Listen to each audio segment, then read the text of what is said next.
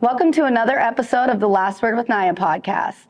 Today, you guys, I have a gem. This is Rob Johnson. He's running for state representative. I know you guys have heard this name. So, Rob. What's up, Naya? How you doing? Not much. I'm good. I'm so happy to be doing this with you. Me too. Thank you so much for having me on your platform, your show, The Last Word. Thank First you. of all, how did you come up with the name? Like, that was a pretty dope name. So, my mom used to tell me I always had to have the last word. Do you have to have the last word? I feel like I do. Okay. I feel like, I'm working on it. Listen, I know that I think I'm thinking so fast. Yeah. My brain is going so fast. I got to get it out. Yeah. So I'm working on self-growth with Absolutely. We having all the are. last word, feeling like I have to have the last word, interrupting, doing things like that. Yeah. So We all are. I grew up with two older sisters, and now, having a 2-year-old, having the last word was never a thing for me, and so it still holds to this day. So this is pretty cool to be here. Thanks for having me. no problem. And I just want to shout out Mainframe Studios as well, and Derek Frank, and this amazing tech center I have Yeah. behind me, Yeah. sponsored by Best Buy. Yes, Mainframe Studios, downtown Des Moines. Check it out, guys. Yeah, I just told him I'm about to record a platinum album as soon as we get done. Dope. Record Dropping the platinum. hottest album of the year. Yeah, it's about to go platinum. What's all the I name of need, it? It's a hey. That's Hey, hey? Yeah, that's Okay. hey. That's all I need. Because as a matter of fact, I believe it was Andre 3000 who went platinum on a song where all he said was "Hey y'all." Yeah, and now he played the flute, so You know? he on top of he doing it. Yeah, that's all I need. And then we going platinum. So I believe it. I'm here for it. If you need backup or Hey, anything, I can you can sing? be. I can sing a little bit. I don't like to brag. I'll be Okay. your wish Nicki Minaj if you need me. Let's get it. We can make it happen. So yeah. So tell me, what's going on? Not a lot. So you're running for state representative. Yes. We've worked together a little bit Yes. here. So I want to get to know you. I want to get to know young Rob. You said you grew up in Chicago. Yeah. Tell me a little bit about that. Yeah. So I always start off by giving praise and honor to my mom. My mother is the best woman I've probably ever known in my life. She is someone who I absolutely adore. I tell people all the time, even till this day, I'm 36 years old. My mom is still the apple of my eye. And she passed away in 2014, so God rest her soul. But she did so much to help shape and mold us to where we are right now. If you just take a look at not just myself, but even my sisters, right? Our oldest sister, Chrissy, is the owner and the operator of Joppa Experience, which is a fantastic soul food and Caribbean food restaurant that is going to be popping up right here in Des Moines. She was open at the mall at first, but now she got her own building over off on 6th Avenue. And, people literally wait in lines for hours to get her oxtails and things like that. I know that's right. The best thing I like for her to cook, and I hope she watches this, is I want some jerk chicken. And so that's what I expect that from my older sister. And then you got my middle sister, Deborah, and she's working for the White House, right? She is working to help improve. She was actually working to help improve foster care and adoption on a federal level, and now not only is she continually work on that, but she just added on top of that working for the civil rights, working to help make sure that people like you and I, people like women, people like our LGBTQ friends, people like our union workers have the opportunity to really step in there and do what they need to do and have their civil rights protected, whether they be at a job, whether they're being talked to on the street, or wherever they may find themselves at a restaurant, that their civil rights aren't being trampled on. And then there's little old me, coming in, having the opportunity. The major thing I love about what we did is the gas giveaway. I mean, that right there in itself was probably one of the best moments of my life, where we had the chance to give away $28,000 worth of free gas. 700 people got free gas. Yeah. And we watched all 700 of those cars come through, and you had over 100 volunteers, you had over 40 different sponsors, and all of these people were a part of that big lift that happened in our community. And you just saw people walk away. What I love about, I'm sorry, I got to talk about the gas drive for a second. No, go for it. Yeah. What I love about the gas drive is when you come to the gas drive, I grew up in the projects. So I've been in lines where you've had to get things for free, where you've been waiting for people, and then when you get there, they treat you like you're in line trying to get something for free. Right. And that they don't have to respect you, and that they don't have to like honor you as a human being. And I know what that feels like, and I refused to let somebody come to the gas giveaway and feel like they came there to get something for free. Right. Anybody will tell you, when you come to the gas giveaway, by the time you make it, it may be a little bit of a struggle being in that line, because you gotta wait. It's a long wait, yeah. But once you get into the gas station and you're pulling in, you're greeted by 10 to 15 people smiling at you, right, shaking your hand, clapping for you, giving you high fives, telling you thank you for coming to see us. Not you thanking us, but we're thanking you for coming to see us. Because I tell the team all the time, it's our pleasure to serve the community. It's not their pleasure to come get something from us. It's our pleasure to do it. And so when you come to the gas giveaway, you get treated like you somebody. Not only that, but you get free movie tickets to the Botanical Center, tickets to the Science Center, to the zoo. You get free books from the library. You get free chicken and waffles. You get free Popeyes. You get, I mean, it was just a whole bunch of stuff. Right.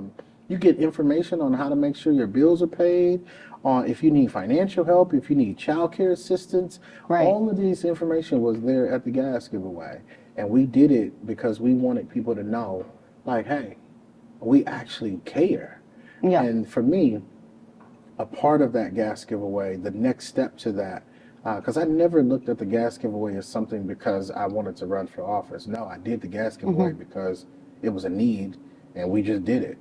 But when I saw that need, and I was like, all right, what is the next step to how do we tackle problems in our community? How do we make stuff happen? And to me, that next step was to go and change and help push legislation. Right. I can talk all I want to. I can say anything that I want. But if I never go to that Capitol to say, hey, how do we change this law? Or how do we put this law into place? You go to Walmart? Not a lot, but lot. I've got a Hy-Vee next to me, so. So if you go to Walmart, every time you walk outside of Walmart, there is a sign that says missing children. Yep, on the walls. There's a board right there that says missing children. Right. What do we do? How do we help them? Right. Outside of just walking past and getting a glimpse of the faces of these babies, what do we do? You can change that by helping push legislation. Right. When we want our kids to be educated in a certain way, to have what they need at their public schools, where teachers aren't coming out of their pockets every day to go and get school supplies for kids because babies are showing up, because our parents are struggling, because our adults are struggling. When you have these moments in our schools, how do you do it? Right. What's the next step? You go to the Capitol and you ask and you push and you fight for our public schools to be funded. Right. When you got people working multiple jobs, we were on our group chat last night and somebody was like, hey, this is coming from somebody working 2.5 jobs right now, right? Like, when you got people working multiple jobs, you would agree one job is enough. Yeah. Like, if I'm Where's the putting in time? work, Yeah. If I'm putting in With work, kids, where's the time? with kids, family, Daycare. man, Yeah. right? Like, one job should be enough. Right. Like, and then you got people attacking the unions who fight for people's rights, who fight for people to have what they should have at their jobs, right? These are things that you can tackle by going to the Capitol. We hit certain stuff with the gas giveaway. We physically touch your house, your pockets, your family with the gas giveaway, right? But this other stuff, when you are up at the Capitol, you have a chance to really push for opportunities for people in our community, no matter what they look like, who they love, no matter what school they go to, where they're from. You have a chance to really touch people's lives Right. and do some really good stuff. And that's what I love. Yeah. That's what I love. I think the power of the people has been forgotten. They've wanted you to forget the power of the people. Absolutely. They want you to forget that you guys are we are ultimately in charge of all of this. And if we just decide one day that we're not gonna, if we just all decide that we're not gonna show up that day, we all just decide we're not gonna do this until you do something for us. How many millions of dollars in taxes are you mismanaging and sending across the world to places that, yes, they need aid, but take care of yourselves first. Do you have home? Look at our veterans. We're the only country in the world, I feel like, that treats our veterans the way we do. Where you dedicate your life to this, you're physically maimed, you're giving your life on the front lines, and you come back to a country that lets you live on the streets and doesn't take care of you. And all of this can be fixed by legislation. Right. This can be fixed by going to the Capitol and saying, hey, I noticed this problem. I noticed this issue, right? Let's not even forget about our baby girls who are suffering in school with mental health, our baby boys who are suffering in school with mental health. Right. Let's not forget that they're going home with parents and single moms, single dads, and families that are suffering with mental health. Right. And then let's not add on top of that the trauma that comes with their socioeconomic status, right? Like let's talk about the lock and key kid, the kid that gets done with school at 2:30, 3:30, and they get home and there's no adult there because they gotta work. Right. And then when mom or dad does get there, they got to turn around and go to another job. Right. And so now that kid has been home this entire time. And then we got the nerve to sit up here and try to judge these folks and talk about people when what we could be doing is really making sure that we change legislation and that we get to the Capitol to really help and push ideas and what's going on in the world right now. We have so much at stake. I really want people to really hear me on this. We have a lot at stake. And I know people, politicians, and all of these folks talk about that, but I'll be really clear. I'm not a politician. Right. I never intended on being a politician. As a matter of fact, I had the chance to run for office before, and I was like, no, I don't want to do it. Yeah. I like being who I am as far as community, because that's me at the core. My mom was a community person. My mom marched with Jesse Jackson. My mom marched in Illinois. My mom helped stop gang wars in Chicago. That was my mother. And so that just innately just passed down through the next generation. And that's who I am as a person.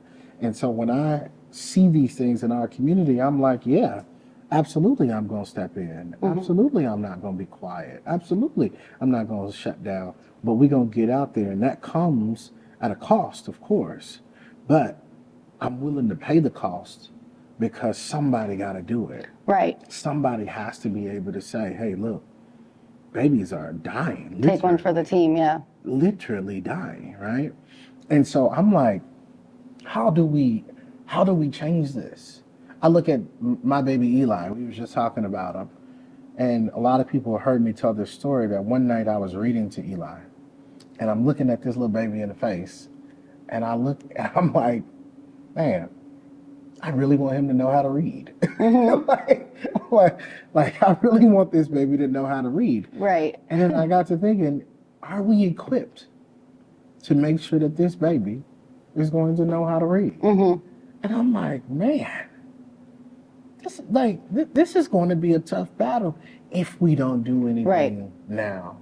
And so for me, I decided to do this because I saw the need. And I know we had 700 people come through the gas line, but let's not forget, that's still 700 people coming through the gas line. Right. That's still a place in our community where clearly we need some help. Right. Clearly we need folks to know what's going on. So I hope that answered the question. Yeah. Yeah, I don't remember the question, but this is great. I think, yeah, like I had mentioned, I think we really forgot our power, and we forgot that we have to stand up and go do something and say something, because my daughter, she's in middle school and 8th grade, right? seventh, Okay. seventh, Yeah. and I'll ask her about things, and she doesn't know this stuff, and I'm like, are they not? Yeah. They didn't teach you about this. They didn't tell you.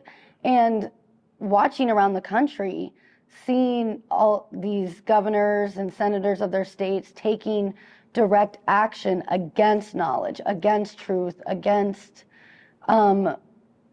just history, real truth, based on how it makes them feel, possibly. You know, I'm hoping that it, if it can succeed somewhere close, it can come here. So absolutely, it's important to me to have people in power in our government to be like, no, you're not going to take real history out of and out you of can't things. discriminate. Right. Discrimination is wrong. Creates more division. Yeah. How are we trying to legalize discrimination? Right. That is absolutely insane to me. Yeah, it scares me. How do we allow this to go? But let me put it in. Let me break it down in these terms for some of your audience who may be like, politics really isn't my thing. Let me put it like this: in the state you live in the state in Iowa, in this state in Iowa, there are 150 people who are a part of our legislative branch. You have 50 senators, you have 100 House of Representative members. Those 150 people make the decisions for the 3.1 million people that live in this state. Let me say that again. That means it's probably 7 of us in this room right now, right? That means that us 7 in this room could make the decision for 300,000 people to come after us, right? So 150 people make the laws that you, me, Eli, Aaron, Derek, sorry, brother, we have to follow what 150 people say, millions of us, right? So for somebody who may say, "Oh, I don't do politics," you do. You just don't know you do. Right. Because those who are deciding who sits in those seats, the voters who decide who those 150 people are, make the decisions. Right. So if you say, "Oh, I'm gonna sit out this election," you've sat out on making a decision for somebody who is a part of that 150 who will determine what law you abide by. Right? And so this is why I try to tell people we have to get the vote out. At the end of the day, I can sit here and talk to you about schools and funding public schools, funding mental health, trying to only work one job, making sure our unions are strong, taking care of our mental health. I can talk to you about that stuff all day. But if we don't change who sits in these seats by who votes, we'll be back. You and my 2-year-old, 18 years from now, your daughter and my son will be having this exact same conversation. Right. And my son Eli will be sitting here telling your daughter, "My dad did the best he could, but we did not get the job done." We're out fighting because we really want to get people to vote. We want people to show up and vote, period, hands down.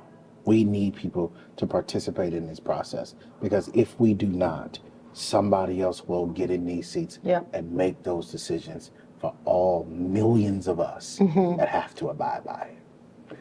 Yeah, when people say, when they complain about the outcome of an election afterwards, and you ask them, did you vote? And they're like, no, it doesn't matter anyways. It's rigged.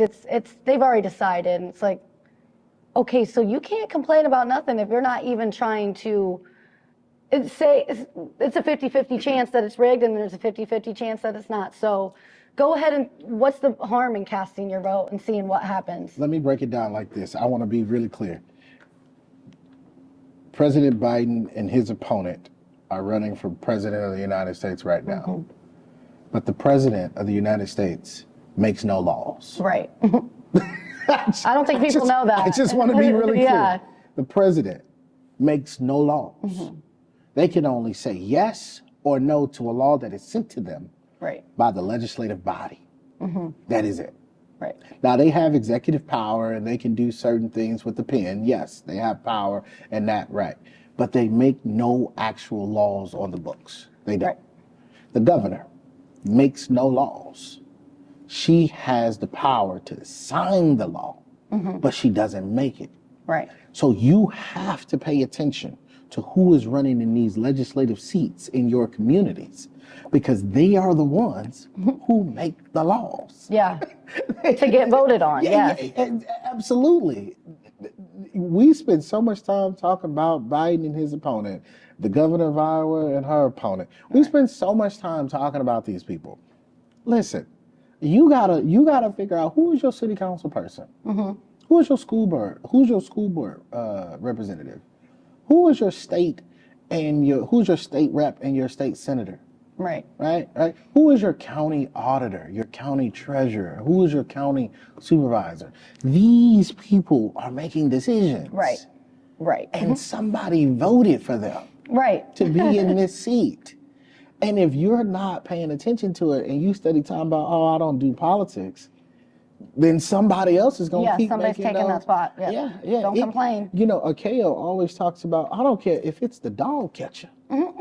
If we got to vote, we need to figure out who's catching the dogs. Right. So how do we make sure that we show up? And we do that by meeting people where they are. That's why our campaign on April 10th, we are launching one of the biggest door knocking canvases that I'm hoping that people in our community will see. We want everybody to come out and help us door knock, because we have an opportunity to do something very different in our community. We have an opportunity to show up in spaces that haven't seen people door knock on their doors for years, Right. that haven't been touched or engaged for years. We're looking to change that with what we're doing. Right. Because that is their excuse to not vote for representatives. They'll be like, well, they ain't coming to my neighborhood. I don't see them in my neighborhood knocking on no doors. So you know where they're at, you know. Yeah, I had a guy tell me the other day, I want to vote for somebody that actually does something that actually does something for me, for my house. I was like, well, we actually did. We did the gas giveaway. Like that saved 700 people $40 to $100 Right. in their household right then and there. It was a tangible need that touched their household. Plus some with any of the extras all of that the other stuff, right? if they were able to then get financial aid to help with their electricity bill. Or take care, or wipe out some of their child care bills, right? Like, yeah, so when I say we're really trying to show up, like, we're not just running a campaign because we want to run for office. Everybody that is on the team that is running for the seat that I'm running for, everybody that is helping with the campaign that I'm on, they are community-oriented people.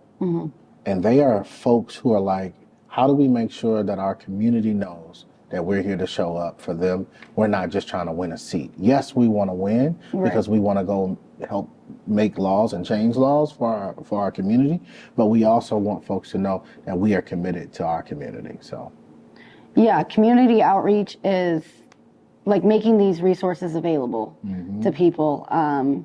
When you were talking about adoption and foster care earlier, I was adopted and in foster care growing up, and I mean, my mom was a single mom, and she was also on state aid, like food stamps and everything else. So I understand what it's like to be at the bottom as well, and have an opportunity to see that if you can make a difference, even if it's in those small places, that it matters. Yeah. It might not matter to somebody who really don't see their lives, but this matters to 700 people. Yeah. 700 people that needed that. Yeah. And that was just the people who And got they're praising the gas. God for it. And, Yeah. you know, Yeah. yes. Imagine those who didn't get gas, Right. but showed up. Right. Right. That were, if we were to count that, it's probably double the 700. Right. That's what I figured. Probably 1,000 people wanted gas, but couldn't get it. Right. And then only 700 got it. So, no, we have an opportunity to do some really good work here. And so I'm really grateful for this opportunity to be here with you all to talk about this, because I need people to truly understand, like, our why. Right. We're not doing it. Somebody asked me, are you doing this to get your name out there? I said, no, I'm not doing this for that. I said, trust me, if I wanted to do this to be popular, I wouldn't have done it. Right. I wouldn't have done it. I would have stayed doing what I was doing, because this is not that. When you put your name on the ballot, it's a serious task, and we're not taking anything for granted. We're not leaving no stone unturned. We're asking everybody for their vote. We're asking everybody for their endorsement. We're asking small business owners, community leaders. We're asking single moms and dads and parents and families and grandmas and aunties. We're asking folks who go and pick up our trash every Wednesday through Thursday in our neighborhoods to support what we're doing. We're asking our CEOs and our top folks for money given to support what we're doing, because what we're looking to do is touch everybody. Right. And we're trying our best to work hard to do that. I love that. Yeah. We need somebody, right? Yeah. Like you said, somebody's got to do it. Yeah. Somebody has to be the one to be like, okay, that's when you asked me that day on the phone about, have you ever thought about, getting into politics more? And I was like, I did that on purpose, right? Right. No, I know. I was like, he planned this. He knew what he was doing. When I met you, I saw something in you that was absolutely fantastic, and I was like, you know what? I would like to make sure that she has and see what we see on this side, so that what she's doing, she can understand the impact of it and how it will impact those, not just that will watch this show, but those on other sides of what you're saying and what you're doing. Right. And how that impact just starts with one, and then how that trickles down from there, right? Because now you saw and shout out to you for being the host for the campaign launch. Thank you. That we did. Great. And thank you for being there. And so you saw a different side of events, right? Right. If you look at that room was full of folks who probably had never gone to a campaign event in their life. Yeah. Had never truly participated, but it was I was one of them. It was a room full of folks who was ready to make a difference. Yeah. And they did. They were amazing. The energy in there was electric. And that's what we're doing. Yeah. Right? We are bringing people into the fold who hasn't been invited into the fold before, because we know that by making sure folks can come in and see, like, we're really trying to do what we're doing, folks like you and others will get interested in it, and now you're paying attention. Like, well, wait. So there's a state rep, and then there's a U.S. rep. There's a state senate, and there's a U.S. senate. So wait, all right, so who does what? Right. Who do we come to for what? How do we make sure that they have that we can get what we need? And I think it all starts with just engaging with people. Yeah. So. Yeah, and that's part of. Thank you, by the way, for having me be your host for that. Yes. Yeah, I was. Like I said, I've never done anything like that. It was in a familiar space. Shout out to Mars Cafe, but it wasn't my space. So when I came in there, I was like, oh. It's a whole different group of people I've never seen. Yeah. So it transformed the space. And you've been in rooms full of folks. Yeah. Hosted many of events. Yeah. But here we were in a room full of people you've never seen. Right. Doing something you've never done. Right. And it was a magical experience. It was like I said, the energy was electric.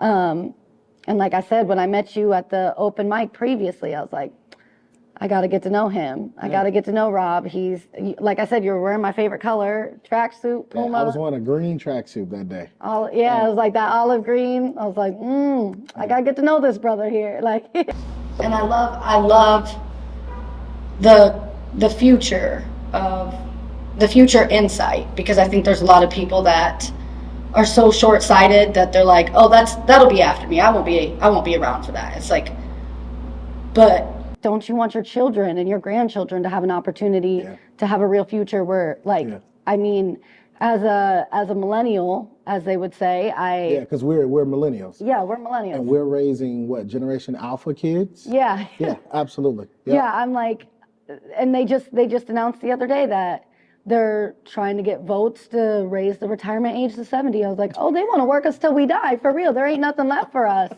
Social Security is being challenged every day. Yeah, I'm like, what? Health insurance is being challenged every day. Yeah. But guess who makes these decisions? Your representatives. Somebody who somebody voted for. Yeah, that doesn't have any idea what regular people deal with on a regular basis, that they need this insurance, that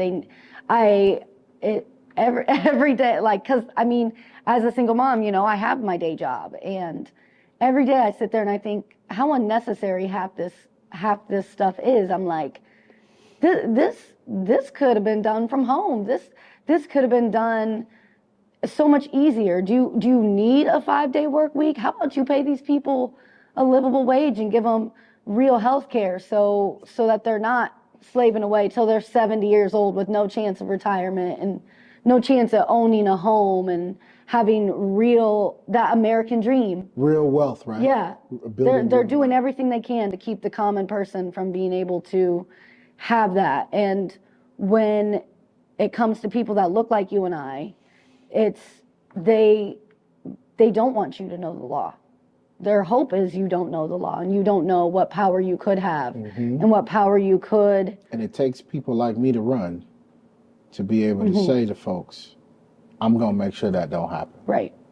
And Akeo and Deidre and everybody that's involved, those are such powerful people. You dropping some names right now. Yeah, powerful people. Renee, Mary Wells, man, Jackie Easley. And let's not even forget the great, amazing Miss Terry Caldwell Johnson. Yes. The legacy that she has left on our school board and on our school system will be felt for generations to come.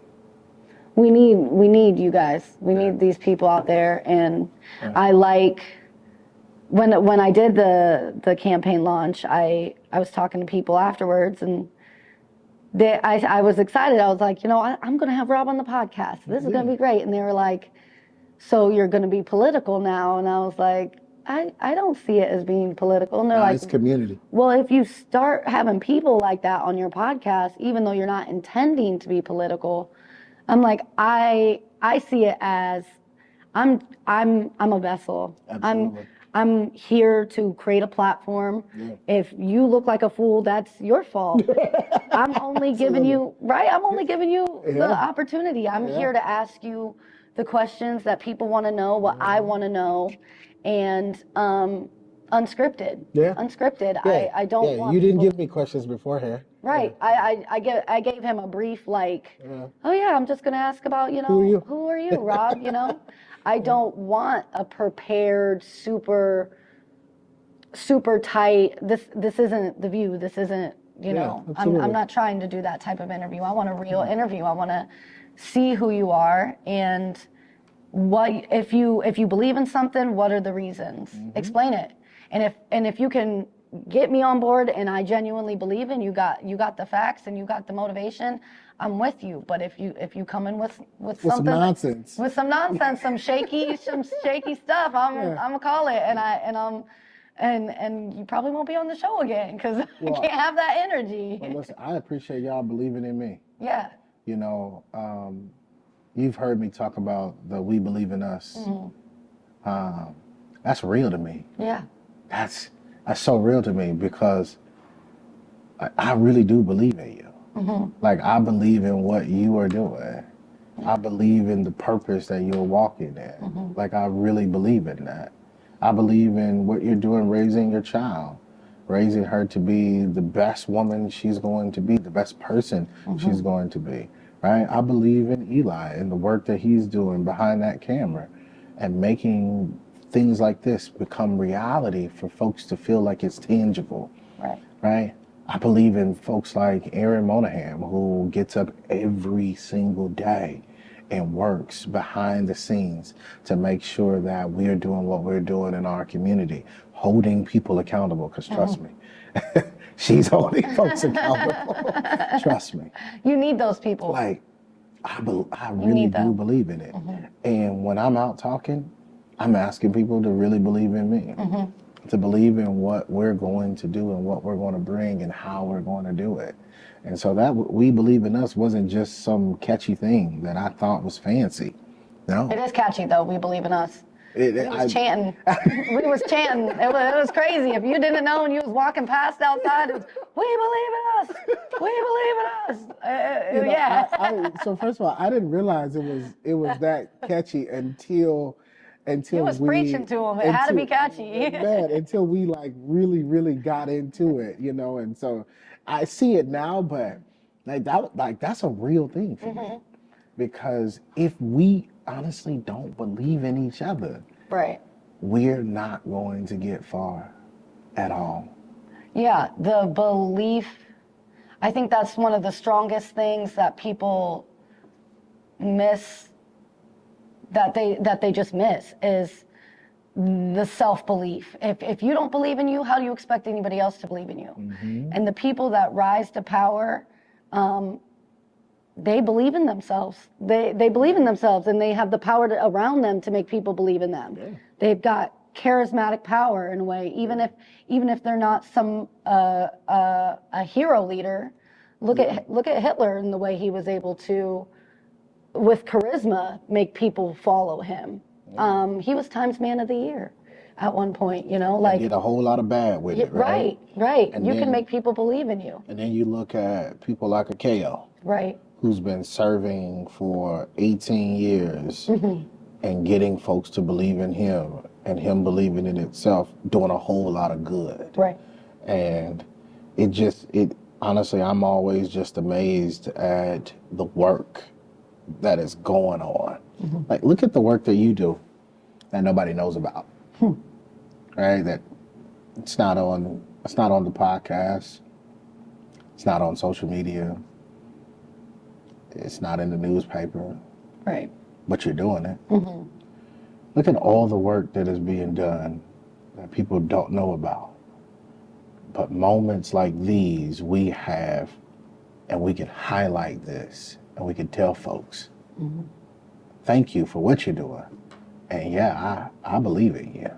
Well, thank you. I believe in And you. what you're doing.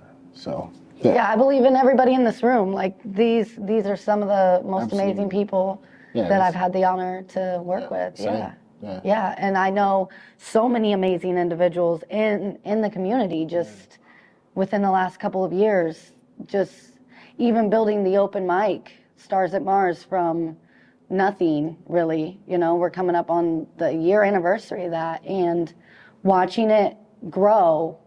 My vision of it was weird to, when we talk about belief, like Cuckoo, who runs Mars Cafe, he would tell me, you don't even see it, like what you're building here. This is going to be something that they talk about for years. Like, this is some 106 in Park. This is, you guys are building something incredible.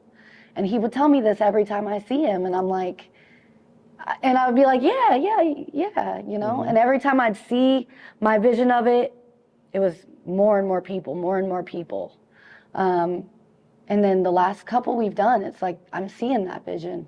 There's people outside watching from inside. There's people streaming out the doors, and I'm like, oh, everybody else believes in this. Maybe I should too. Like, I think there's that line where people think you're being conceited, believing in yourself, having that self-worth, having that self-confidence in what you do, because you know you do it well, and you know that you're a talented person. I think there is that intimidation factor where people are like, oh, you think you're all that? I don't know. I'm gonna make sure maybe you don't Yeah, I think that always exists, Yeah. no matter what. What I love about it though is that it's motivation to keep going. Always. Yeah. It's that opportunity to say, you know what, I'm gonna put this on my back and we're gonna carry it, right? Black women have carried our communities through so much unseen. They have done so much, and yeah, there may be a little bit of a chip on their shoulder Yeah. Right.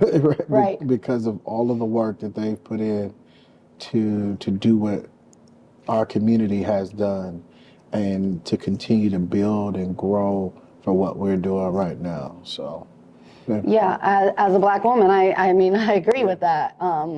It's interesting being just a woman in the entertainment industry and doing the things that I do and doing podcasting and having that strong energy. I'm one of the few females in my group of these talented artists. I mean, we have some females in there, but I'm one of the main ones. So it's interesting navigating in a world of powerful black men and watching them communicate and learning how to communicate with them, learning to stand your ground as a black woman and being like, hey, listen, I see you for the powerful king that you are, but don't, you know, I think there's ways to navigate things differently as a black woman in the talent world like that, or just in a regular day job that isn't normal. Yeah, absolutely. I mean, look at Deidre. Deidre DeGier ran for governor of Iowa. Right. This black woman Right. ran for governor Right. of Iowa, Should have won it. you know, and so she's in that space, Yeah. making it happen every day. But she's also inspiring people like me to be like, hey, you can run for office too. You can do this, what I'm doing, just as well. Right. And that's what I love about what we're doing and how we're building this thing. One thing about me, I'm always asking people to join and volunteer for us. Every time I'm running into folks, I'm like, hey, will you donate? Hey, will you volunteer? Hey, will you give like $5, $10, you know? So I'm like, man, how do we take all of this energy? How do we take all of this stuff and then go from there to really, really make this thing flourish? Yeah. So that we stay all the time on some positive vibes. Yes. Like, Always. hey, I see you. Man, I'm rocking with you. Hey, I like that energy you bring in. Right. Look at women's basketball right now. Right. I know. I mean, huge. Right.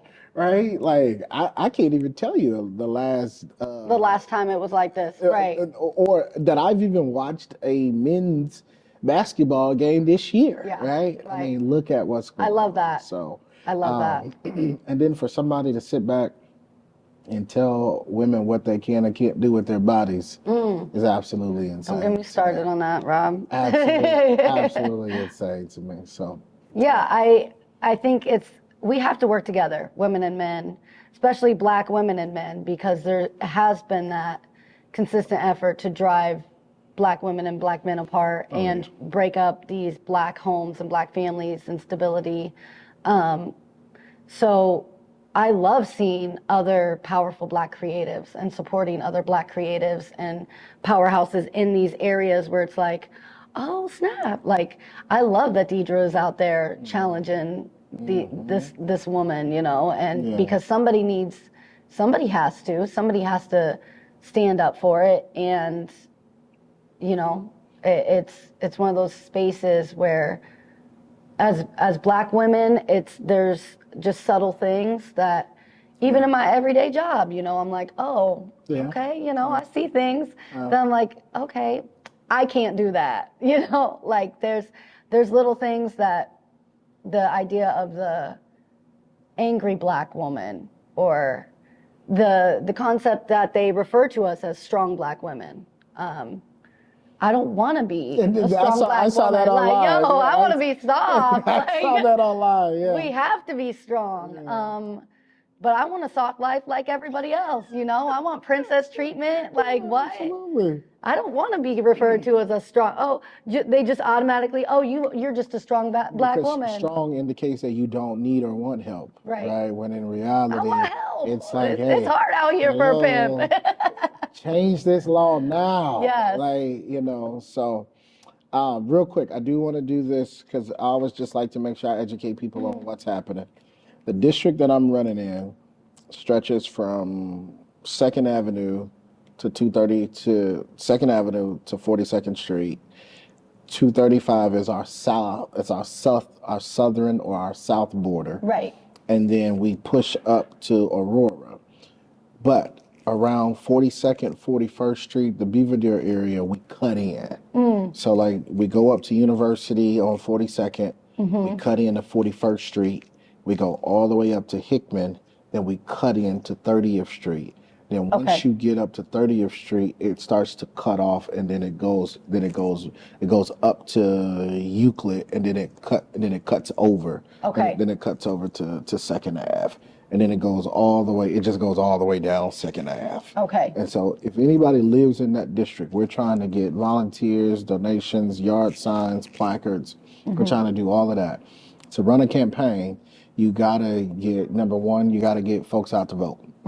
Number two, you also got to get people to believe in the message that you're pushing, which, our message is we believe in us. Right. And then number three, you got to get folks to support your campaign financially, because let me tell you, it ain't cheap. Well, I didn't realize that running a campaign was like running a small business. Right. Like, I mean, luckily I got folks on the team who are like, yeah, we're going to just help out. So Yeah. I'm like, oh my God. You're like, I got you. IOUs with all y'all's names on them.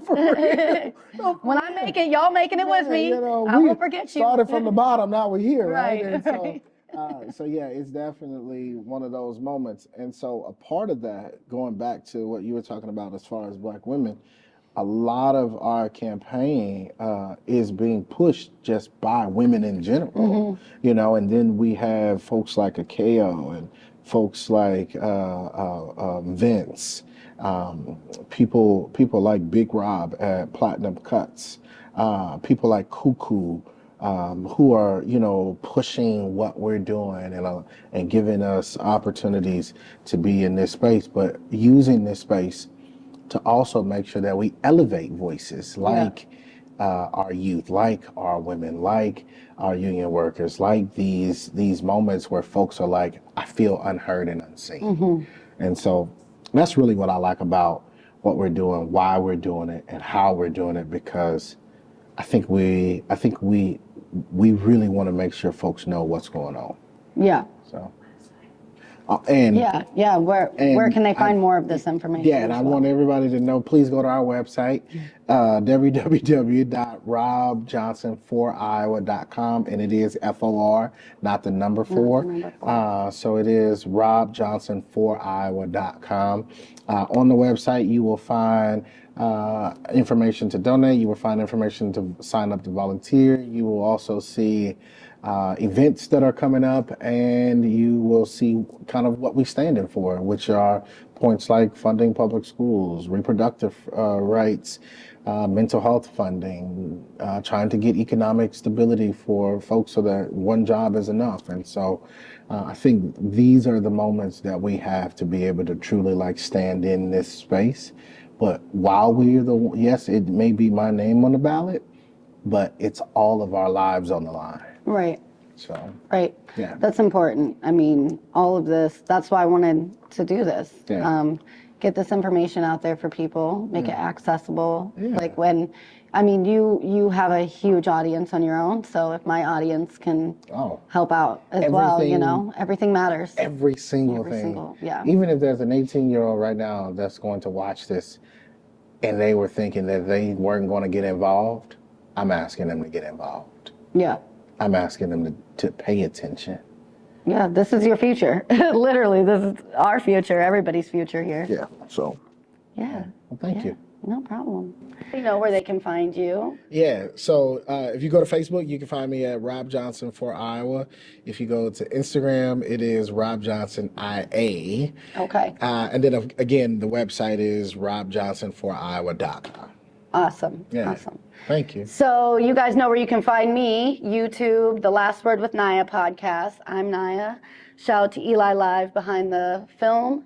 T. Rob as well helping out today. Mainframe Studios. Derek Frank. Yes. I love you guys. Bye.